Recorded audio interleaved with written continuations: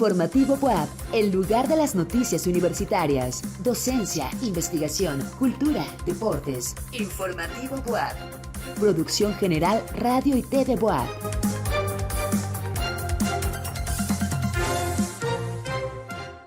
Es noche de viernes y usted no puede cerrar la semana sin conocer a detalle la información más importante del día. Por eso le invito a que nos acompañe durante los siguientes 30 minutos en Informativo BUAP. Mi nombre es Enrique Moctezuma Malacara y estas son las noticias. Antes de entrar de lleno con la información, los invitamos para que nos sigan a través de las diferentes plataformas, @TV BUAP en todas las redes sociales, canal 18.1 en TV abierta y 118 de Megacable. Saludamos también a quienes nos escuchan en las diferentes frecuencias universitarias, Chignahuapan 104.3, Tehuacán 93.9 y Puebla 96.9 FM. Comenzamos.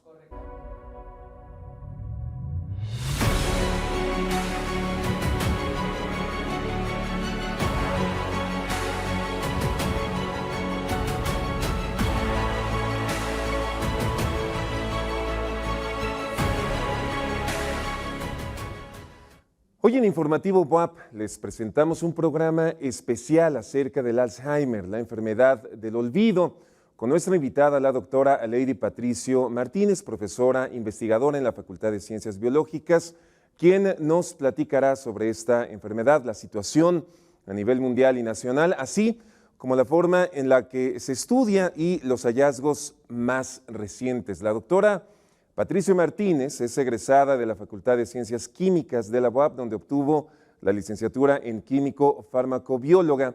Realizó sus estudios de maestría y doctorado en Ciencias Químicas en el área de bioquímica y biología molecular, también por nuestra universidad, donde estudió los mecanismos bioquímicos del aprendizaje y la memoria en un modelo de enfermedad de Alzheimer, además de estudiar al fragmento C-terminal de la toxina tetánica como una nueva alternativa farmacológica. Es miembro activa de la Society for Neuroscience desde 2009 y cuenta con publicaciones nacionales e internacionales en revistas de alto impacto, además de capítulos de libros en diferentes áreas. Pertenece al Sistema Nacional de Investigadores Nivel 1 y participa activamente en la formación de recursos humanos a nivel licenciatura y posgrado. Bienvenida, doctora.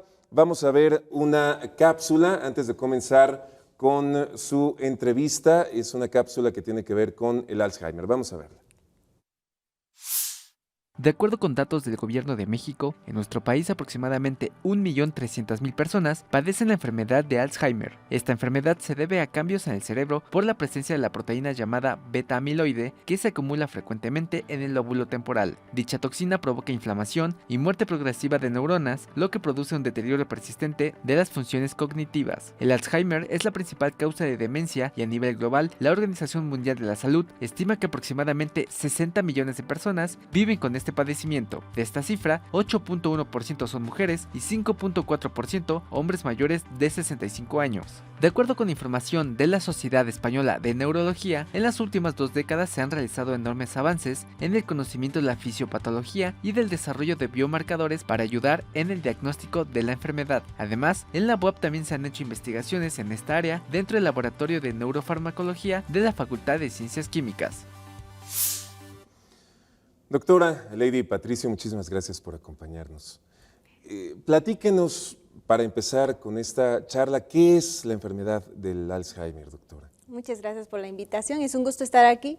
La enfermedad de Alzheimer es considerada un desorden neurodegenerativo, es decir, las neuronas del cerebro van muriendo poco a poco. Es un proceso crónico, dura mucho tiempo el desarrollo de la enfermedad y además es irreversible. Se caracteriza principalmente por una disminución en la memoria, que es parte de la vida cotidiana de una persona, recordar y pues hace que nosotros podamos pertenecer a cierta comunidad, teniendo esos recuerdos que nos hacen también tener identidad. Doctora, a nivel mundial, ¿cuál es la prevalencia del Alzheimer? Bueno, la enfermedad de Alzheimer es considerada una de las muchas demencias que existen. Las demencias como tal son un problema de salud mundial. De estas demencias, el 60 al 70% son enfermedad de Alzheimer. Entonces es un porcentaje bastante grande el que padezcan estas personas esta enfermedad. Es un porcentaje alto en realidad. El 60-70% de estas personas que tienen demencia son Alzheimer. Y doctora, en México tenemos los mismos parámetros que a nivel internacional, del 60 al 70%, dice usted, de personas que tienen algún tipo de demencia, que es tal cual como se le llama, es Alzheimer. ¿En México es igual? ¿Cuál es la prevalencia en México? ¿Hay alguna variación? Sí, es similar el porcentaje. La prevalencia en México es del 7.3% y la incidencia es del 27.3%, es decir, al año hay 1,000 personas que tienen Alzheimer. Ok, doctora. Es un asunto que se va descubriendo alguna edad particular, doctora. ¿Hay algún rango, digamos? Antes de preguntarle sobre los síntomas, quisiera saber un poco sobre la edad.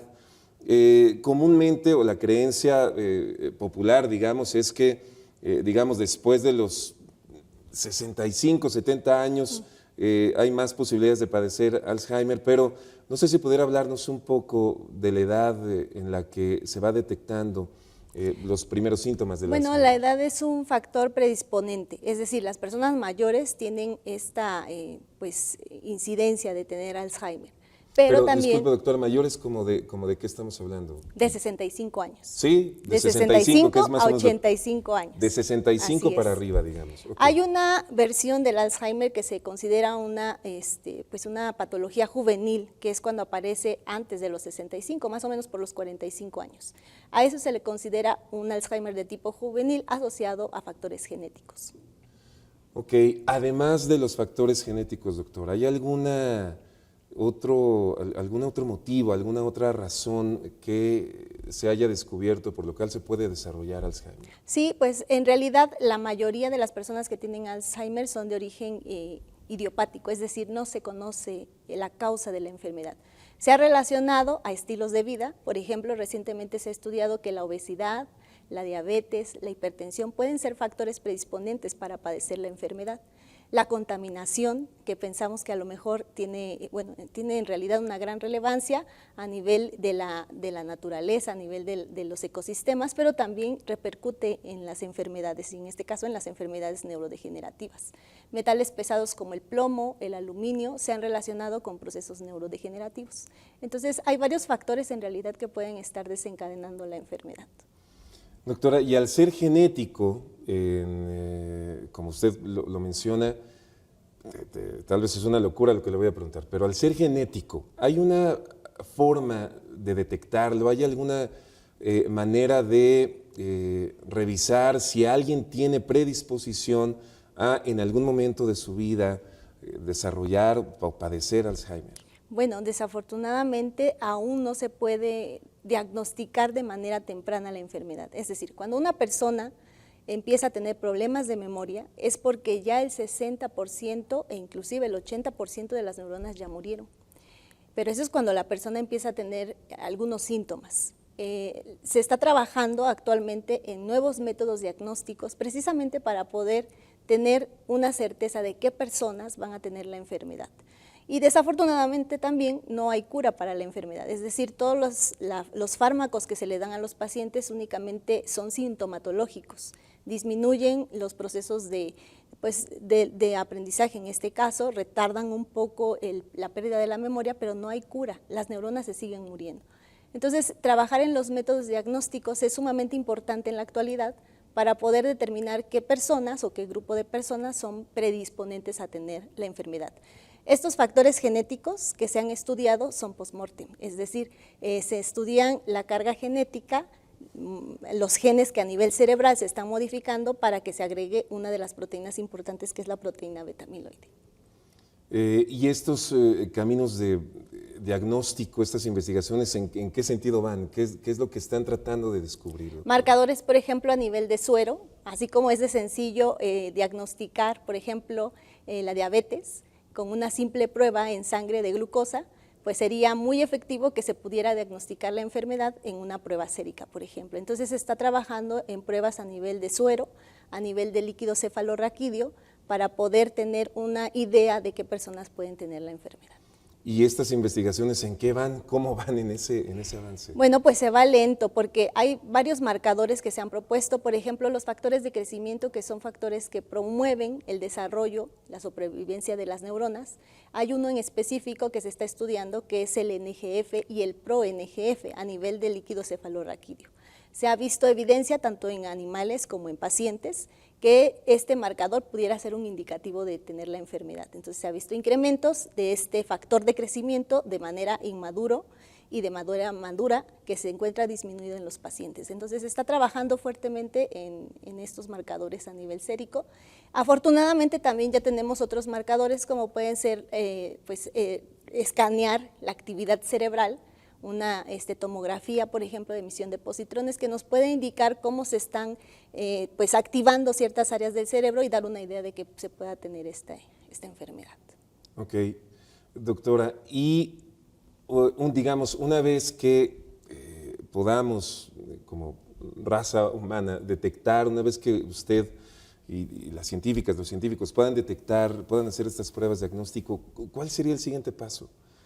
Bueno, en realidad es un reto esta enfermedad, porque las neuronas mueren y desafortunadamente, una vez que la neurona muere, es difícil volver a tener una población neuronal que se active y que desarrolle todos estos procesos importantes de aprendizaje y de memoria.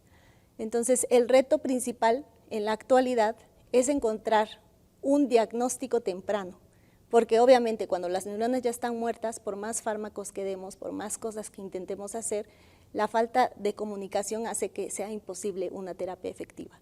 Lo que se necesita son los métodos diagnósticos para que de manera temprana se evite la muerte neuronal. Y las neuronas que generalmente mueren primero son las más vulnerables. Lo importante sería entonces diagnosticar y prevenir, porque al menos a nivel experimental se han obtenido buenos resultados en la prevención de la enfermedad, más no tan buenos ya cuando se presentan los síntomas y el 80 o 90% de las neuronas ha muerto. Ok, entonces habría una forma de evitar la muerte de las neuronas, sí, una vez teniendo un diagnóstico temprano. Esa es la esperanza. idea, la esperanza, exacto. Prevenir, como en todas las enfermedades, prevenir es lo ideal. Prevenir la muerte, mejorando hábitos inclusive de alimentación. Comentaba hace un momento que la enfermedad se ha asociado mucho a la diabetes, al síndrome metabólico, a la hipertensión, enfermedades que tienen que ver con nuestro estilo de vida. Entonces, mejorar una alimentación, tener hábitos de ejercicio, actividades cerebrales que nos permitan hacer plasticidad, leer un libro, hacer ejercicio. Recientemente se ha asociado que el ejercicio físico mejora la neurogénesis, por ejemplo. Antes se pensaba que no había formación de nuevas neuronas, ahora sabemos que sí lo hay. Ok, entonces esto que usted menciona son hábitos que podrían de alguna manera, de acuerdo a las investigaciones que se han realizado, evitar el padecimiento o ayudaría a ello. Así es, okay. Además de las terapias farmacológicas que también se están proponiendo. Ok, doctora, ahora sí vamos con los síntomas. Cuando alguien, digamos, ya está en este rango de edad que usted nos platicaba, ¿cuáles son los primeros síntomas de alarma? ¿Cuándo debería alguien preocuparse o algún familiar preocuparse cuando se observa qué? Bueno, una de las memorias que se afecta principalmente es la de corto plazo. Es decir, una persona puede, típico pérdida de llaves, ¿no? Entonces a veces decimos, pues perdí las llaves y en broma a veces decimos, tengo Alzheimer. Pero es una señal temprana. Olvidar dónde dejamos las llaves, olvidar dónde dejamos, por ejemplo, el bolso o dónde vivo, eso ya es algo más grave. ¿Para qué sirve una cuchara? ¿Dónde está el refrigerador o que el refrigerador es el refrigerador? Y puede llegar a una demencia tal de no reconocerse a sí mismo ni a las personas que viven con esta persona que padece Alzheimer. Entonces los síntomas son progresivos. El inicio es una pérdida de la memoria a corto plazo. Es decir, la persona puede olvidar ciertas cosas, la localización espacial también se ve afectada, pero tiene recuerdos vividos muy, ¿cómo decirlo?, de la infancia, por ejemplo, o recuerdos que no se ven modificados al inicio de la enfermedad, pero que conforme transcurre la enfermedad los van a ir olvidando. Ajá, eso le quiero preguntar. Inician con pequeños olvidos. Los síntomas primero son esos. ¿Cuánto tiempo pasa para que esto se vaya volviendo más grave en la gran mayoría de los casos? Digamos, hay un rango, si empieza alguien a los 65 años, por ejemplo, a los 75 años, ¿cuál es la expectativa? El desarrollo de la enfermedad es aproximadamente entre 5 y 10 años. Okay. Entonces, por eso mismo, hace un momento que comentábamos sobre los métodos diagnósticos. Cuando se presenta la enfermedad significa que ya hubo un avance de 5 a 10 años. En ese tiempo podemos rescatar a las neuronas para que el paciente no presente los síntomas graves que serían el olvido completamente. ¿Eso es posible hacerlo ya? Al menos en animales de experimentación, sí. Ok, entonces hoy por hoy, cuando una persona empieza con los síntomas, es algo como lo que usted decía al inicio de la entrevista, hay una degradación permanente que no se puede detener de ninguna manera. Así es. Ok, doctora, este proceso, digamos, ¿cuánto tiempo lleva para que sea, ese es quisiera saber si una persona empieza a los 65 años, ¿cuánto tiempo pasará para que llegue un momento en el que esto sea un asunto verdaderamente gravísimo, que ya requiera otros recursos, otros cuidados? Bueno, ¿Cuánto tiempo pasará? El desarrollo de la enfermedad es aproximadamente, como lo comentaba, de 5 a 10 años para que aparezca y para que el paciente se vea que va pues empeorando los procesos cognitivos. Eso. Son aproximadamente 10 años también. Otros 10 años. Otros 10 años. Ok. Ahora, doctora, esta enfermedad, solamente para romper algunos mitos o para que usted pueda aclararnos esta información, ¿se da de igual forma en hombres que en mujeres? Es decir, en igual cantidad, ¿la prevalencia es la misma? No, es principalmente la mujer la que desarrolla la enfermedad de Alzheimer, más que los hombres. ¿Y hay algún motivo de eso? Se cree que es principalmente por la disminución de los estrógenos. Generalmente los estrógenos son neuroprotectores, al igual que otras moléculas a nivel del organismo. Cuando empieza la etapa de la menopausia y la premenopausia, los niveles de estrógenos disminuyen y se ha asociado a que estos niveles de estrógenos pueden ser causales para desarrollo de la enfermedad. ¿Cuál es más o menos esta diferencia en la incidencia entre hombres y mujeres, doctora? Pues las mujeres tienen una prevalencia del 8.1% y en los hombres 5.4%. Ok, sí es considerable, sí, entonces. Sí. Muy bien, doctora, digamos, ¿cómo se está estudiando? Lo está mencionando mucho usted, el asunto de todos estos estudios que se hacen en animales. ¿Podría profundizar un poco en ello? Sí, claro. ¿En qué animales son? ¿Cómo se están realizando a cabo estos estudios? ¿Por qué nos parece, por qué puede haber una analogía? ¿Por qué esos estudios en animales son importantes? Bueno, genéticamente somos muy similares, por ejemplo, a la rata. El 95% genéticamente somos iguales. Okay. En los animales, que es en la rata, Wistar, nosotros usamos ese modelo experimental. Lo que hacemos es inyectar directamente en el cerebro la proteína que se agrega en los pacientes, que es la proteína beta-amiloide. Hacemos una cirugía, se inyecta directamente en la región del hipocampo o en la corteza, cualquier área que tenga un interés cognitivo, y los animales, posteriormente de la cirugía, se recuperan para ser evaluados en procesos de aprendizaje y de memoria. Usamos laberintos, como puede ser el laberinto acuático de Morris, es decir, la rata se pone a nadar y se pone una torre de escape. El animal tiene que aprender cómo escapar del agua, porque es por instinto que él va a tratar de salir, y aprende los recorridos para que lo pueda hacer. Cuando se inyecta la proteína beta-amiloide en estos animales, tardan más tiempo en localizar la plataforma y es un indicativo de que la memoria disminuye. Ok. Doctora, ¿cuánto tiempo lleva usted en la investigación del Alzheimer? Bueno, pues desde que me formé como químico farmacobiólogo, mi tesis de licenciatura se trató de evaluar sustancias neuroprotectoras. En la licenciatura me dediqué principalmente a la neuroprotección en Parkinson, pero desde la maestría hasta el doctorado y hasta la actualidad sigo estudiando Alzheimer. ¿Sabe por qué? Se lo pregunto y para saber en este tiempo que usted lleva investigando a profundidad estos temas y el tema del Alzheimer, ¿cuál es el gran avance que ha encontrado? Si pudiera mencionarnos un gran avance ¿cuál sería en estos años que lleva usted estudiando la enfermedad? Bueno, pues precisamente hemos visto que las terapias neuroprotectoras son las más efectivas.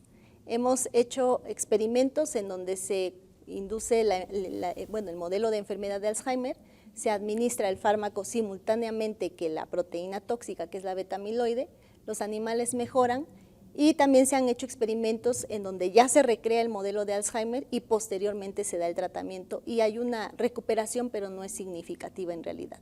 Lo que hemos visto es que las terapias neuroprotectoras son las más efectivas y tiene mucha lógica. Si nosotros protegemos al sistema, el sistema tendrá herramientas, tanto bioquímicas como moleculares, para responder ante los efectos tóxicos que se van desencadenando poco a poco.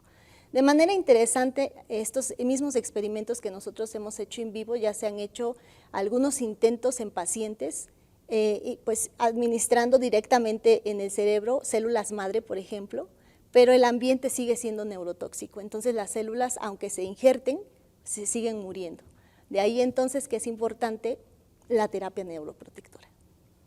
Este proceso de muerte de las células, doctora, ¿en qué zonas? ¿Hay alguna zona del cerebro específicamente donde empiece a darse o es al azar? ¿Cómo ataca el Alzheimer el cerebro? Quisiera saber si hay alguna zona que se haya identificado, que se ve más afectada al inicio, tal vez otras posteriormente. Bueno, principalmente hay diferentes zonas que se ven afectadas en la enfermedad. De hecho, la enfermedad de Alzheimer es considerada también la enfermedad de los neurotransmisores. Es decir, no solamente hay un neuroquímico que está siendo modificado y por lo tanto, al ser la enfermedad de los neurotransmisores, hay diferentes áreas cerebrales que se ven afectadas. Al inicio de la enfermedad se ha descrito que principalmente una región que está por debajo de la corteza cerebral, que es el núcleo basal de Meiner, es uno de los más afectados. Sin embargo, por ejemplo, la memoria espacial, que tiene que ver con ubicarnos, saber dónde está, por ejemplo, el OXXO, dónde está el complejo cultural universitario, dónde se encuentra Ciudad Universitaria, todo eso que permite que nosotros nos ubiquemos en el espacio radica en un área cerebral que es el hipocampo. Entonces, tanto el hipocampo como la corteza y otras áreas subcorticales son las que se ven afectadas en esta enfermedad. Doctora, y digamos al final de la enfermedad, ¿cuáles son los síntomas? Nos dice usted no saber en dónde está la tienda, no saber en dónde está el complejo, perder esta especialidad, olvidar muchas cosas, pero digamos en los últimos síntomas de la enfermedad, ¿cuáles son? Bueno, la digamos, persona, ya cuando está muy grave la enfermedad. Claro, la persona se vuelve totalmente dependiente de los familiares. Es decir, no pueden ni siquiera comer solos, ir al baño, de salir pues ni hablar porque no reconocen las calles, no saben dónde se ubican, es decir que ya no son independientes, necesitan forzosamente que pues los familiares se ocupen de ellos. Es tan discapacitante que pues entran también en depresión, la depresión se ha asociado con esta enfermedad y por lo tanto pues son totalmente dependientes. Las personas con Alzheimer principalmente mueren por daños a nivel respiratorio, inmunodepresión, porque también el sistema baja mucho en cuanto a defensas y pues las personas mueren por infecciones sencillas en muchas ocasiones. ¿Esto por qué se da, doctora? El asunto del sistema inmune, ¿por qué se ve afectado por el Alzheimer? Claro, porque bueno, todos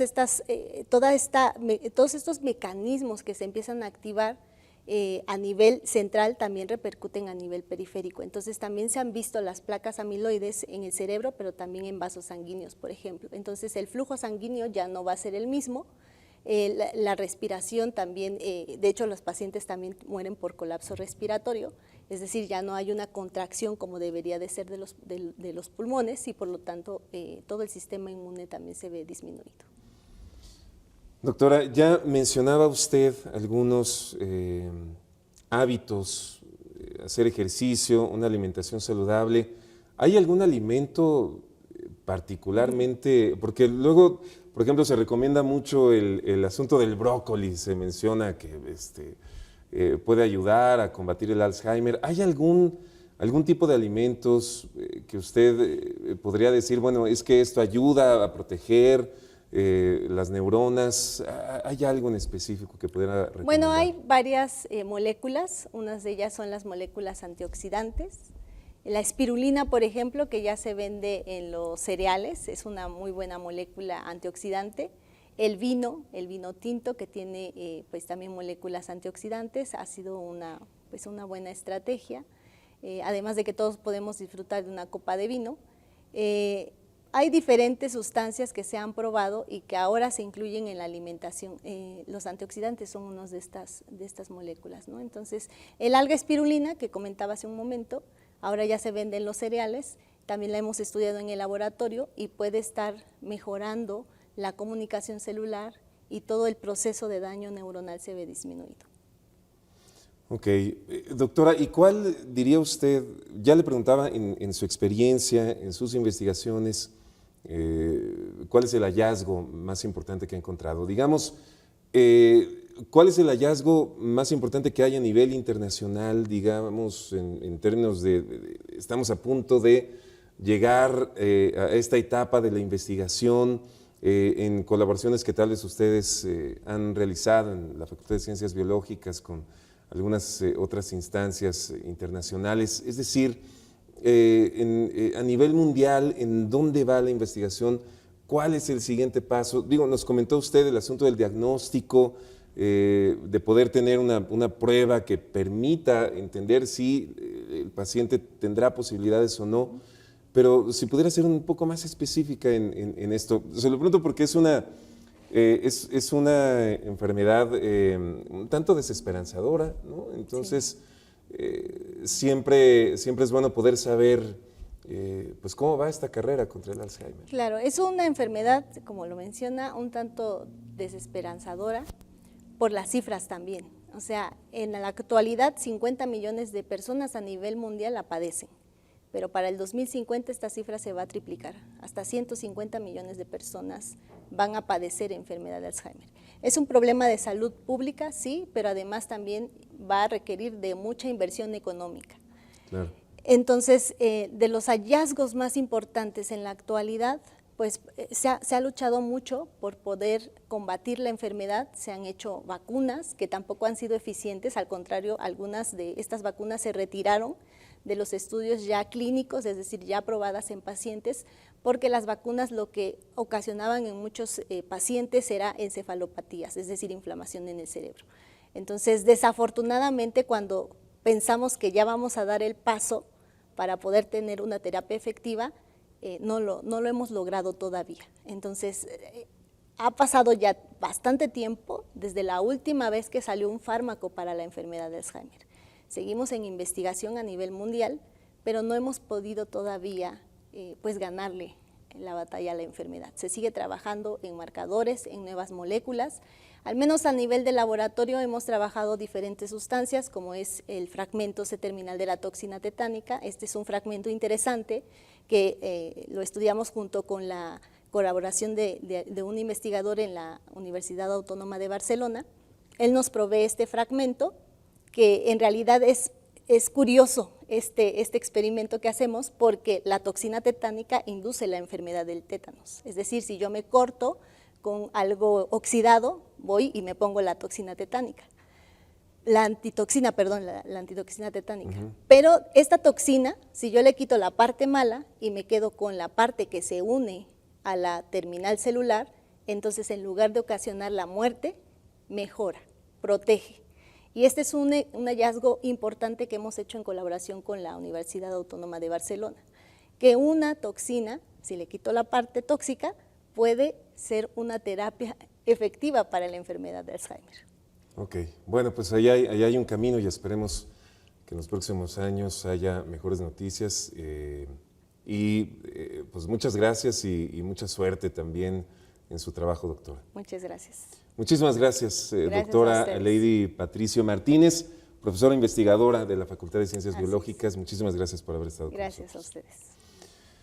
Es así como llegamos al final de esta emisión de Informativo BUAP. El próximo lunes a las 8 de la noche le espera mi compañero José Carlos Bernal. Ya tiene usted la información, ahora a disfrutar el fin de semana. Buenas noches.